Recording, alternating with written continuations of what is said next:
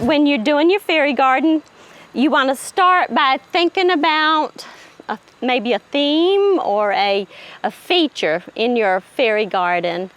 And my demonstration today, I want a little maybe wooded yard where little fairies can play and chase butterflies and sit on mushrooms. And we have these wonderful pieces of wood, and that's going to be my fairy house. So, I'm going to do this pot, and I'm going to do a fairy house in a little yard. So that's going to be my feature. So I want to kind of situate my house, and then it kind of flows from there. You think about, well, I'm going to put a little walkway here going to the front door, and so the rest of it follows. So I will go ahead with my demonstration if that's good. This one is succulents, just in like a glass terrarium. This one has sand and just a little bit of soil in there. This is more like the terrarium. It has the rocks, the moss, and the sand, so you see that beautiful layering. And then you've got seashells and all. So that type of container, I would probably water about once every 2 to 3 weeks. Okay, so I've got a container. My container is going to be, it can stay outside year-round. I chose plants that can survive our cold weather, probably on a covered porch, because if you use a lot of these little items and you put it out where it rains on it, they'll probably wash away or get messed up. So I've got a pot with a hole. I put my soil in, and I've got my soil almost up to the top, the way that's, so that you don't want it overflowing where the soil will wash out when you water it. But then we're not going to water fairy gardens that much. So, okay, that's my house, and these are Italian cypress trees, but I think they're going to be really cute in my fairy garden, so I chose them. I'm going to plant a couple of trees behind the house. So you just dig a little hole. That tree there. And then this one.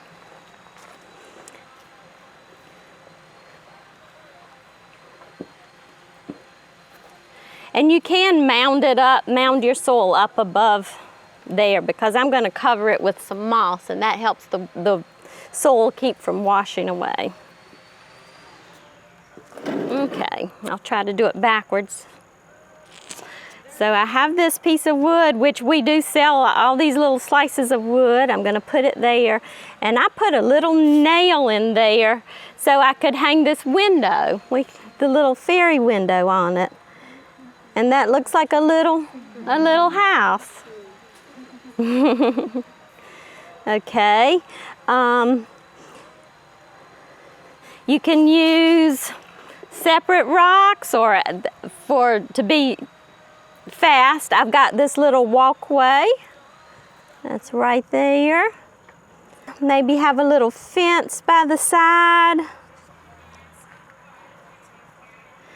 Okay. And maybe on this side I'm going to put, this is the creeping fig. It can be outside all year, and it will grow a vine-like.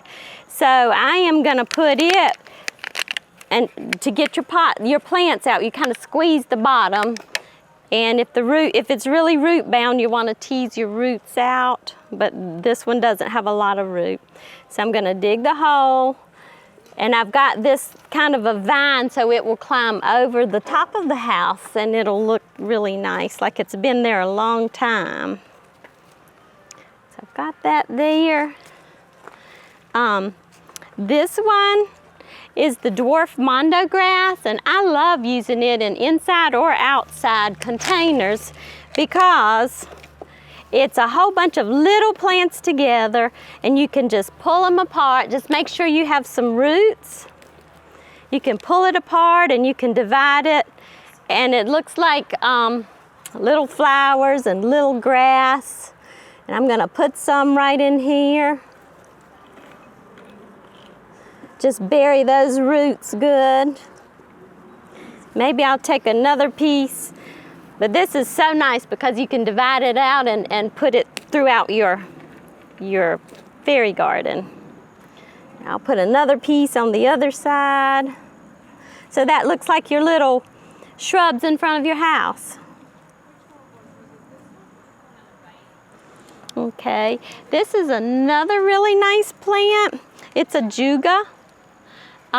It's usually a shade plant, but in the winter it can stay out in full sun because the sun in the winter is not very harsh and bright and not hot. So a juga usually can be divided too. So I'm going to take just a piece of it.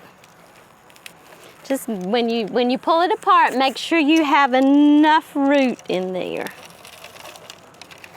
And I always make a mess. Let's put it right here. We'll put a little viola in here. I like to use violas because it adds a little flower, it adds a little color, and it'll trail over. We'll tease the roots out just a little bit. Okay. And I am one who I love moss. And I collected a little bit of moss to put in there. It just finishes your fairy garden. If you don't have any live moss, you can use packaged moss. Packaged moss is easier to take care of because it doesn't need watering. If you use real moss, it needs to stay fairly moist. You could spritz the moss or just pour a little bit of water on it. There we go. Let's see, I had a little birdhouse. I'll stick a little birdhouse in there. Can put a little squirrel maybe. There's a raccoon. We'll put a little chair. Put a little chair and a little fairy sitting on the chair. There's a little mushroom. So you see where I'm going. And you've got a little fairy house that's really fun. So it's all in your imagination and how you want to create it. And all the classes I've taught, the most beautiful fairy gardens have been created. I mean, prettier than the ones I make. So we'll see what you can do.